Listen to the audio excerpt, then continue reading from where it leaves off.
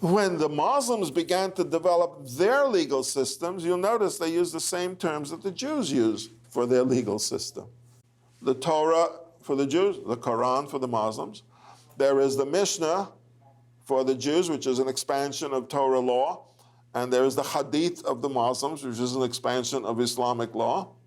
And then you have the Halakha of Judaism, which is the Talmud and the way we live. And the Muslims now have a development which they call Sharia.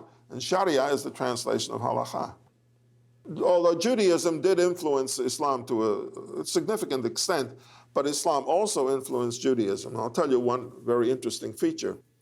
From 600 BC until about 800 of the Christian era, so you have a period of 1400 years, the organized Jewish community of Babylonia was ruled by the kings of the Jews.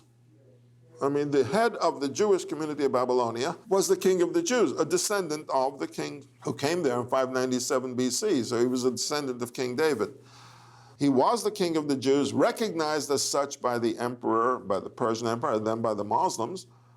And his status was recognized even by Christians in Europe who said, oh, you know, the real royalty are the Jewish kings of Babylonia, because they recognize the fact that they are descendants of the Davidic dynasty.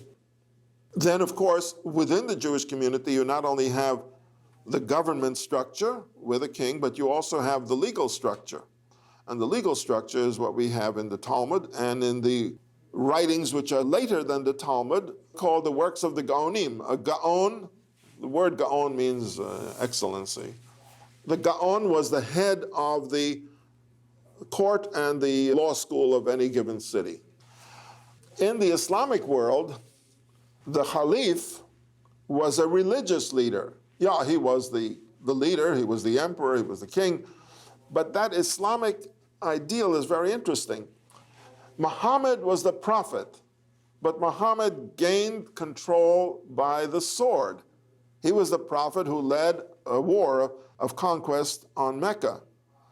So Muhammad is the prophet, the religious leader, who is the warrior.